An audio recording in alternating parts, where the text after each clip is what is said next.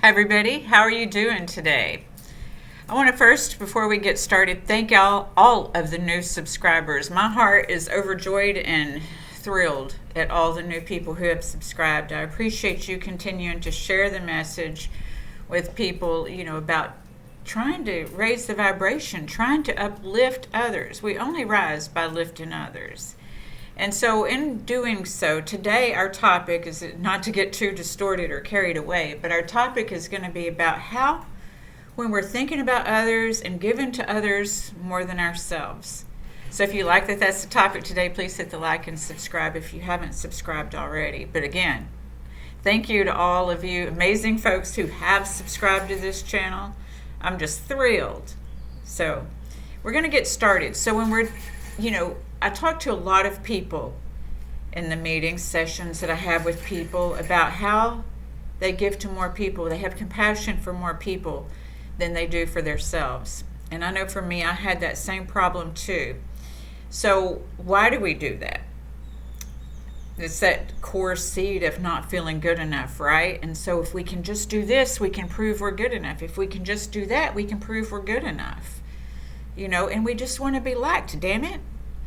So we tend to do these things. We don't like to hurt other people's feelings. That's another reason we do that, is we're afraid we're going to hurt somebody else's feelings. And underneath that, sometimes I hear that people don't want other people to feel rejected like they felt rejected. But it doesn't heal the other person, and it doesn't heal the person not trying to make them feel rejected.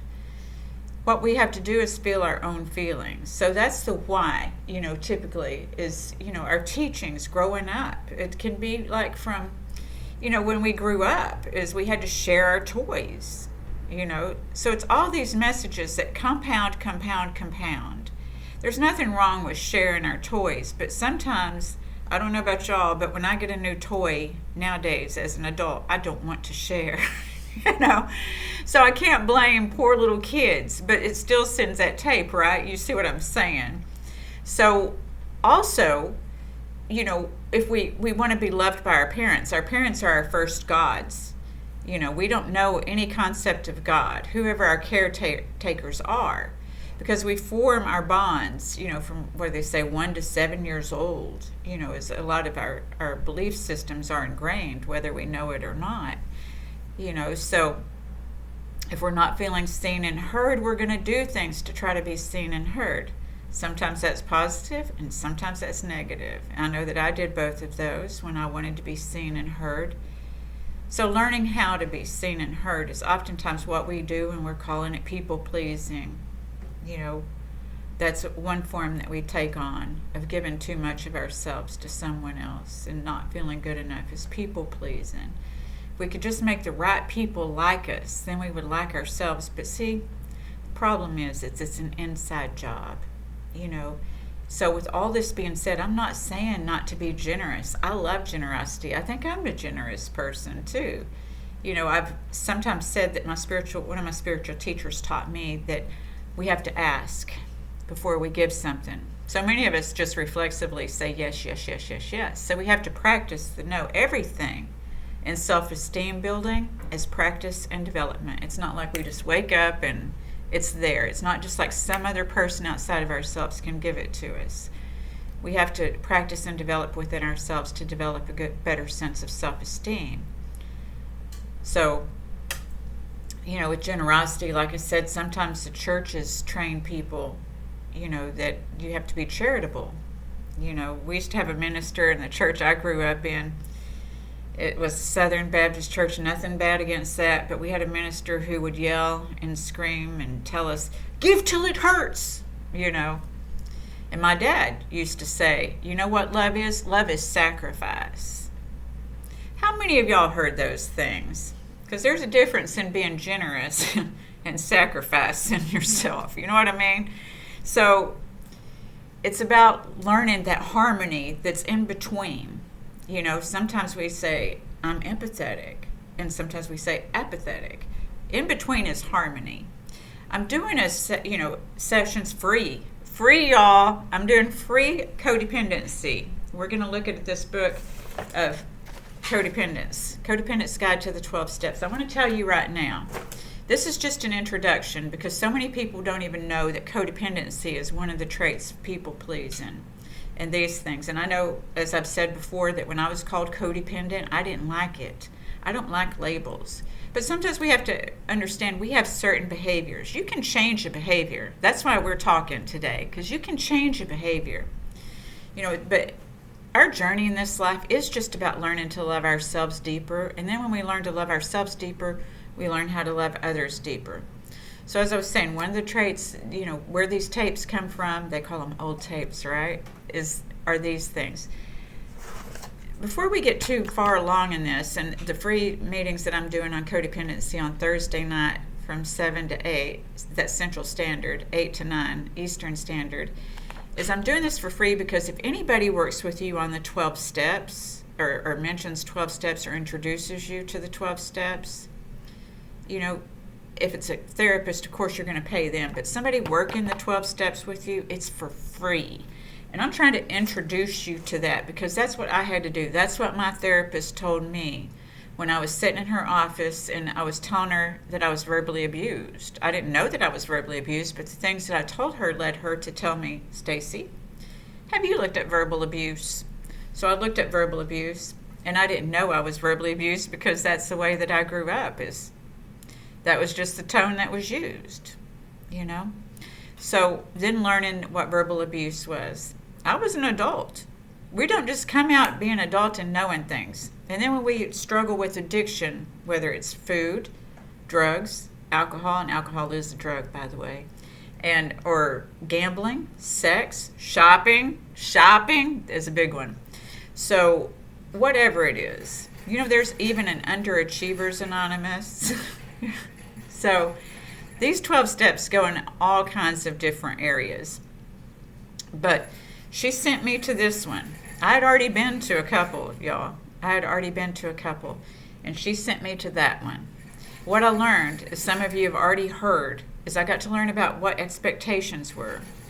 Realistic and unrealistic expectations. Realistic expectations are expectations that have been voiced. But a lot of times we don't even know how to voice those expectations when we're people-pleasing. We're having expectations that it's going to be reciprocated, but we don't know that because we haven't asked for it, And the thing is a lot of times in codependency, when we have expectations, we're doing for the same people over and over, I would call that enabling. So the enabling over and over, helping the same people with the same problems over and over. That's not generosity, that's enabling. So learning, what isn't a reasonable expectation is being able to say, okay, I'm going to lend you this money now. I expect it back in 2 weeks or a month, whenever you expect it back, and not giving any more until you get it back. That's also setting a boundary. But we don't know how to do that. A lot of us didn't learn how to do that, so we may need help learning how to do that. If you go to one of these groups, they can teach you how to do that, or you can hire somebody, a coach or a therapist, and they can help you do that. But I'm just trying to give you information on ways that you can do that. Okay? Sometimes people do both. I know I did. So that's one way. I apologize for that going off. I did finally successfully get it off. So the thing is when we're being generous, enabling, did y'all know that that's a controlling behavior as well? You probably didn't, but let me clarify this for you. Is that when we are helping people, we have this hidden expectation, unrealistic, or it might be realistic. We might have vocalized it. A realistic expectation is a vocalized expectation. So if you've told somebody, I will give you this, and in 2 weeks pay me back, then you need to set a boundary and not give any more until they pay you back. So now we know that unrealistic is expectations not said. They're just expectations felt, because that's what you would do. Not everyone will do what you do. We have to learn to use our big girl or big boy voices and ask for what we want, need, and desire. Because until we feel comfortable with that, we're not going to receive it fully and totally. And even when we do get it physically, we may not receive it wholly. Because I know a lot of people who people please and still don't feel good enough, even though they're busting their butt and breaking their back to make others happy. See, so it's an inside job of understanding why we do what we do, and then learning how to set reasonable expectations and boundaries. The control issue thing here is when we're enabling people, we hope that they're going to get better. We hope that they're going to pay us back. We hope that they're going to love us more. We hope that they're going to do what we did for them in the future. But it's not a guarantee, you see, because a lot of times we didn't vocalize it. And even if we did, if they keep showing us who they are, and we keep teaching them that we're going to keep participating in this. See, because we teach people how to treat us, right? So we want to make sure that we can set loving boundaries, because it's not to say that when you lend them or give them or participate in something and then 2 weeks later you don't receive, that you say, no, I didn't get it 2 weeks ago. You can do that because, anger and frustration, you got to feel your feelings. But at the same time, to stay in your power and your control, it'd be like, I'm sorry you're having this problem. I really wish I could, I really wish you weren't having this problem, but I'm not going to be able to help you this time. You don't even owe them an explanation to why you can't help them. But tell them, I know you're smart enough, you're brilliant enough, you're certainly healthy enough to figure this out yourself, or whatever the case may be. But remember to uplift them and tell them you know that they can figure it out themselves. Because what happens when we enable people is we take away their self-esteem. We take away their confidence because we are reinforcing that they can't do this themselves. It is a controlling behavior. And why are we doing it? We want to be needed and appreciated. That's not the only way to be needed and appreciated. And there's a saying that says, that people aren't going to sit at the table where love is not served. So you want to be there because you want to be there. You want people to show up for you because you want to show up for them. So we just have to learn how. There's nothing wrong with you the way you are. You're perfectly imperfect, just like me. I had to learn these things. So we talked about expectations. So the other thing that I got to learn in codependency is what's my business, God's business, and somebody else's business. You know what that means? That means I don't need to be fixing people's shit. That means I need to stay in my own business and fix my own business. Because what happens is when we're so involved with somebody else, it limits us. It limits us to divine possibilities we could be receiving ourselves. It limits us to divine ideas that we could be having ourselves because we're too busy obsessing about other people's problems. You see? So there's my business, God's business, and somebody else's business. How many of y'all are out there obsessing about other people's problems? I used to obsess about other people's problems. My self-worth came from me being able to help people solve their problems. I'm not saying, obviously, I'm here. I don't mind helping people solve their problems, but I'm not limited anymore. You see, there's a whole bunch of y'all. I don't even know who's watching this video, but there's a whole bunch of y'all watching this video, and I hope that it's helping at least one person, because the one person it helps is an important person, okay?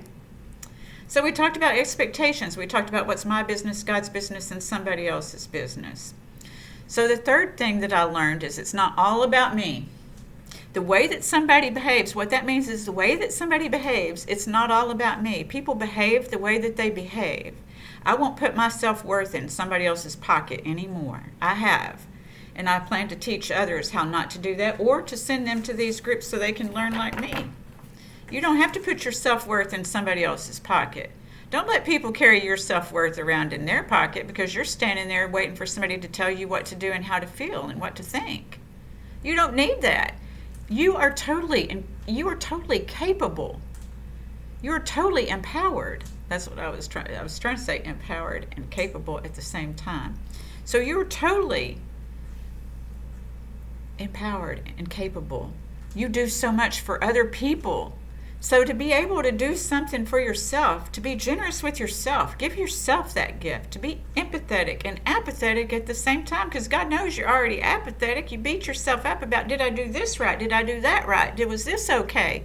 Second guessing yourselves.